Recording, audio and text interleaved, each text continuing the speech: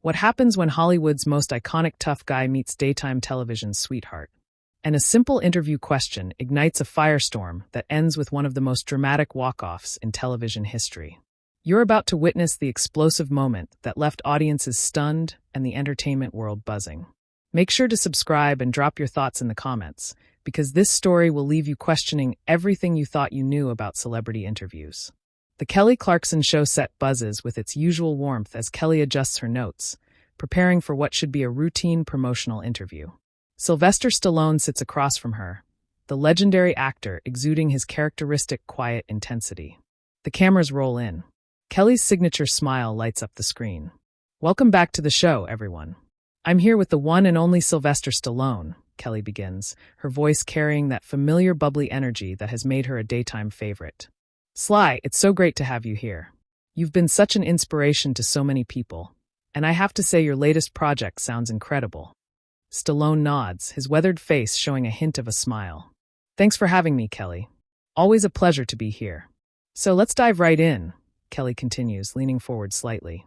"You've built this incredible career playing these larger-than-life characters, Rocky, Rambo, and now you're taking on something completely different. Tell us about this new direction you're exploring." "Well," Stallone begins, his voice carrying that distinctive gravelly tone, "I've always believed that as an artist, you have to keep pushing boundaries. You can't just coast on what worked. For me, this new project, it's about vulnerability, about showing a different side of masculinity." Kelly's eyes light up with genuine interest. "That's fascinating, because I think a lot of people see you as this symbol of traditional masculinity, this tough guy image. How do you reconcile that with this new vulnerable approach?" Stallone pauses, and for a moment, something flickers across his face. "You know, Kelly, that's exactly the kind of thinking that holds us back. This idea that masculinity has to be one thing, that it's traditional or it's not. Real strength comes from being authentic, not from fitting into some box that society creates." "But don't you think," Kelly presses, her journalistic instincts kicking in, "that some of your most iconic roles have actually reinforced those traditional ideas? I mean, Rocky, Rambo, they're not exactly crying in therapy sessions." The atmosphere in the studio shifts almost imperceptibly. Stallone's posture straightens, his jaw tightening slightly. "Rocky cried plenty, Kelly. He cried when Adrian was in the hospital. He cried when Mickey died. But I guess people only remember the punching." "I didn't mean it like that," Kelly says quickly, sensing the tension. "I just think it's interesting how you're evolving as an artist. But some critics have said that this new direction feels like you're trying to distance yourself from the characters that made you famous."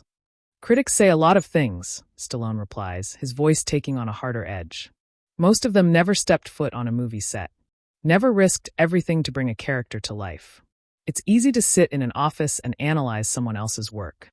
Kelly shifts in her chair, clearly aware that the interview is taking an unexpected turn. "I think what I'm trying to understand is, do you ever feel trapped by your own success? Like these characters you created have become bigger than you are?" Stallone's eyes narrow slightly. "Trapped, Kelly? Those characters didn't create themselves. Every punch Rocky threw, every mission Rambo completed, that came from me. From my experiences, my understanding of what it means to fight for something. So no, I don't feel trapped by my own creations. But surely you can understand why people might see it that way," Kelly persists. "When you're known for playing these ultra-masculine heroes, and now you're talking about vulnerability and crying, it can seem like you're contradicting yourself." "Contradicting myself?" Stallone's voice rises slightly, and the studio audience begins to sense the building tension. "Kelly, with all due respect, I don't think you understand what those characters were really about. Rocky wasn't about being tough. He was about heart. Rambo wasn't about violence. He was about a man broken by war, trying to find his place in the world." Kelly raises her hands in a placating gesture. "I hear what you're saying, Sly, but I think a lot of people, especially younger audiences, they see the muscles and the fighting, and they miss those deeper themes. Don't you think there's some responsibility there?" "Responsibility?"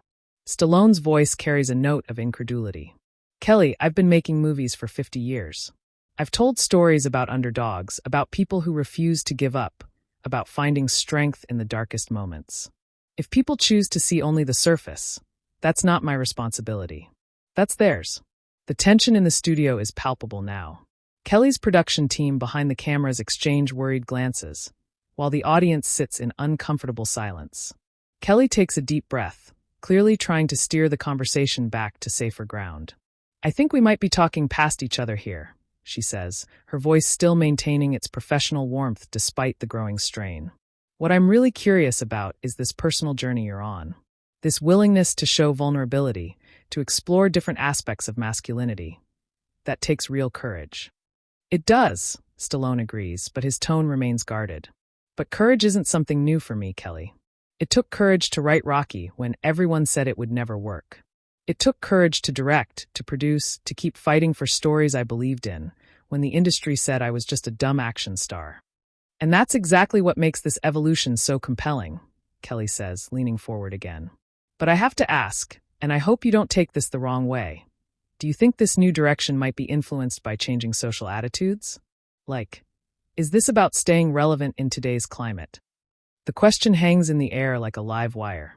Stallone's expression hardens, and for a moment, the legendary actor's famous intensity fills the studio. The audience holds its collective breath, sensing that something significant is about to happen. Kelly realizes she may have pushed too far, but there's no taking back the words now. Stallone's silence stretches for what feels like an eternity. His hands, which had been resting casually on the chair arms, now grip them tightly. When he finally speaks, his voice is dangerously quiet. Staying relevant, he repeats each word measured and deliberate. "Kelly, I was relevant before you were born. I was telling stories about the human condition when Hollywood was still figuring out what that meant." Kelly's smile falters, but she tries to maintain her composure. "Sly, I didn't mean to suggest that you weren't always relevant. I just think it's natural for artists to evolve with the times, to respond to what's happening in the world around them, respond to what's happening." Stallone's voice grows stronger, more intense. "Kelly, I've been responding to what's happening my entire career. When Vietnam vets were coming home broken and forgotten, I gave them Rambo. When people needed hope during tough economic times, I gave them Rocky. I didn't need a focus group or a social media trend to tell me what stories mattered." The studio audience shifts uncomfortably. This isn't the light-hearted celebrity chat they came to see. Kelly glances briefly at her producer offstage, who gives her a subtle signal to try to calm things down. "I think we're both passionate about storytelling," Kelly says, attempting to find common ground, "and that's what makes this conversation so interesting. But I'm curious about something else. You mentioned vulnerability earlier. In your personal life, how has that journey toward being more open affected your relationships? Your family?" Stallone's expression darkens further.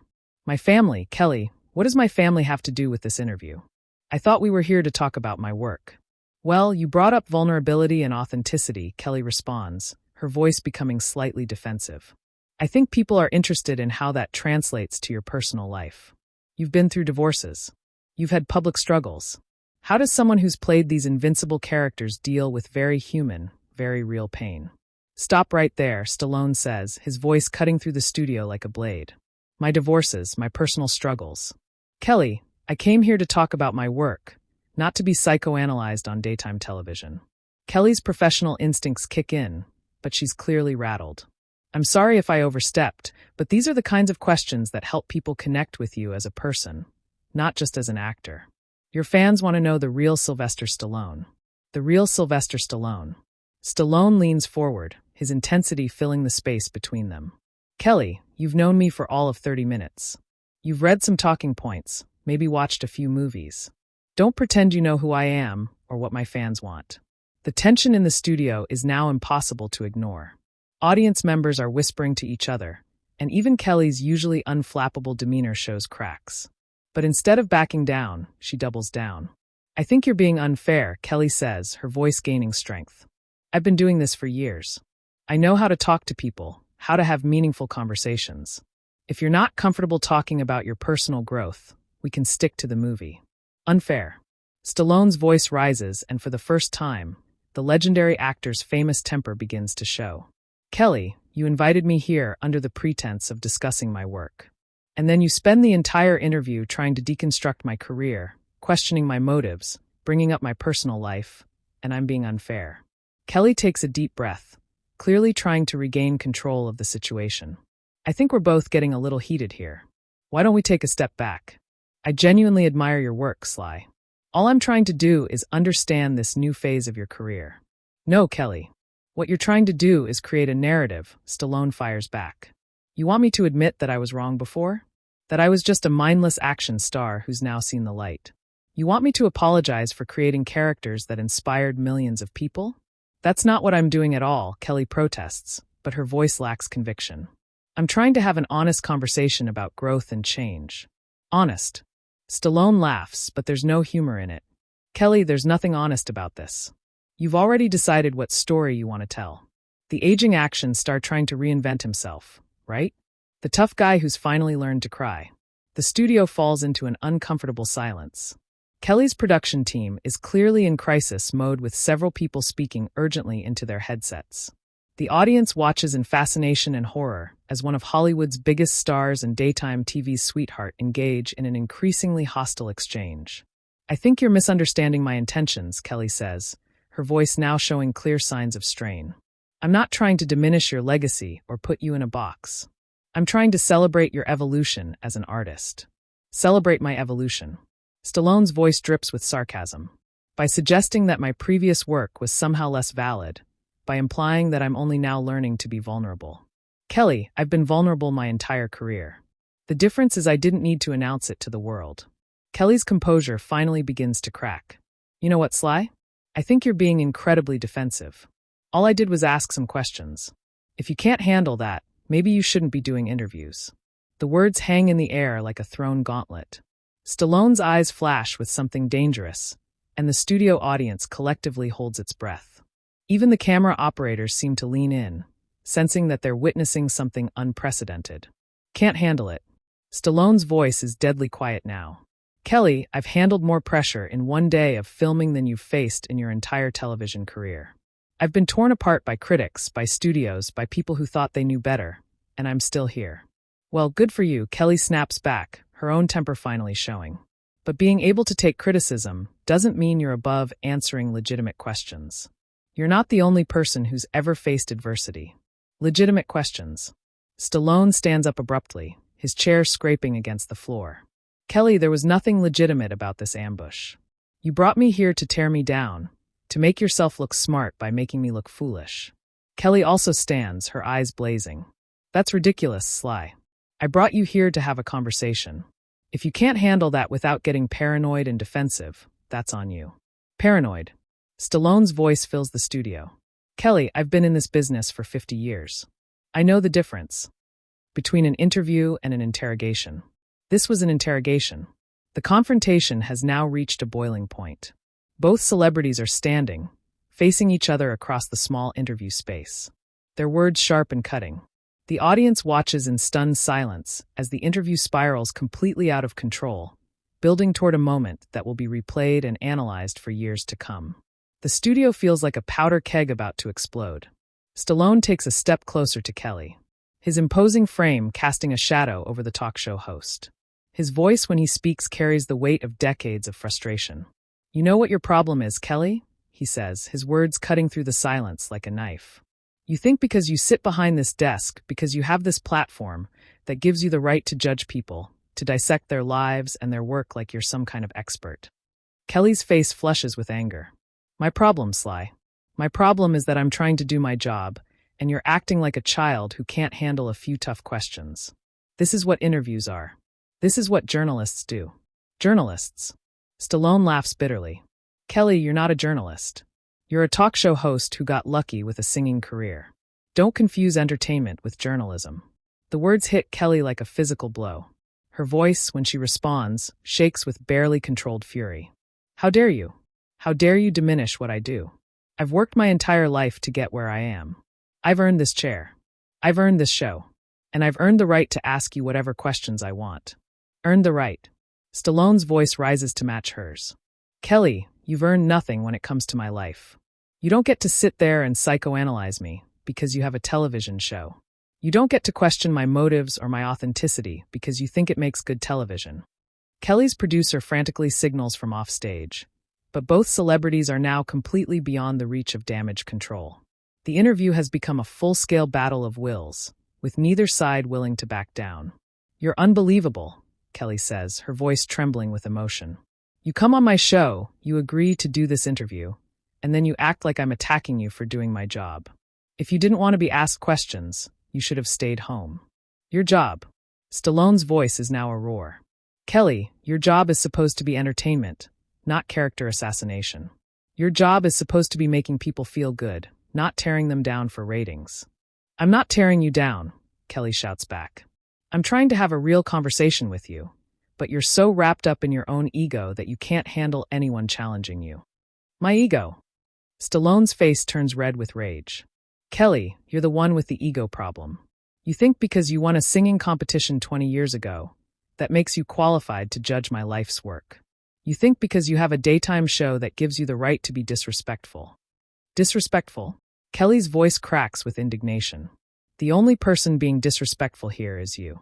You're yelling at me. You're insulting my career. You're acting like a bully because I had the audacity to ask you some questions. A bully? Stallone's voice drops to a dangerous whisper. Kelly, you want to see a bully? A bully is someone who uses their position of power to humiliate people. A bully is someone who invites you into their house and then tries to destroy you. The studio audience is completely silent now, watching in horror and fascination as two of America's most beloved celebrities tear each other apart on live television.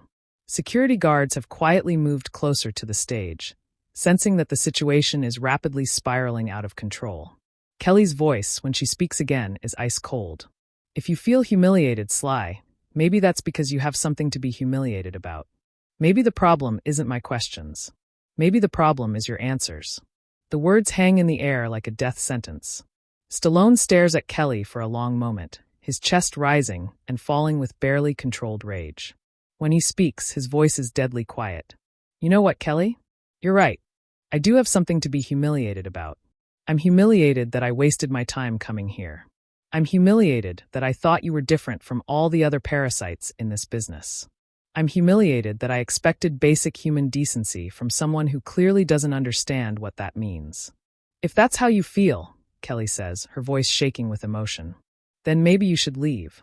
Maybe I should, Stallone replies, his voice cutting through the studio like a blade. He begins to remove his microphone, his movements deliberate and controlled. You know what the real tragedy is here, Kelly? You had a chance to have a real conversation with someone who's lived through 50 years of this business. Someone who could have shared real stories, real insights. Instead, you chose to be another hack looking for a gotcha moment. I'm not a hack, Kelly says. But her voice lacks the fire from moments before. The reality of what's happening seems to be sinking in. No, Stallone agrees, now completely removing his microphone and setting it down on the table with deliberate care. You're worse than a hack. A hack at least admits what they're doing. You hide behind this fake friendliness, this artificial warmth, while you're stabbing people in the back. Kelly's face goes pale. Sly, please, let's calm down and finish this properly. We can work this out. Work it out. Stallone's voice is filled with contempt. Kelly, there's nothing to work out. You've shown me exactly who you are, and I've shown you exactly what I think of it. I think we both understand each other perfectly. Now, he turns toward the exit, but then stops and looks back at Kelly one final time. You know what the saddest part is? You actually had talent once. You could sing. You could connect with people. But somewhere along the way, you decided that wasn't enough. You decided you had to be something more, something important. And in trying to be everything, you've become nothing. The final words hit Kelly like a physical blow. She stands there speechless as Stallone walks off the set without looking back. The studio audience sits in stunned silence, unsure whether to applaud or flee. The cameras continue rolling, capturing every moment of the most dramatic walk-off in television history. Kelly remains standing at her desk, her hands trembling slightly as she tries to process what just happened. The show's theme music begins to play, but it sounds hollow and inappropriate after what the audience has just witnessed. She looks directly into the camera, her professional mask trying to slip back into place, but the cracks are visible too. Everyone will be right back, she says, her voice barely above a whisper, but everyone knows they won't be. Some moments can't be recovered from, and this is one of them. The interview that was supposed to be a routine promotional appearance has become something else entirely. A raw and brutal examination of celebrity ego and the price of fame. As the cameras finally stop rolling, the silence in the studio is deafening, broken only by the sound of Stallone's footsteps echoing down the hallway as he leaves the building in the interview that will define both of their careers forever. What did you think of this explosive confrontation? Did Kelly cross the line with her questions, or was Stallone being overly defensive? Drop your thoughts in the comments below, and make sure to subscribe for more shocking celebrity moments that you won't believe actually.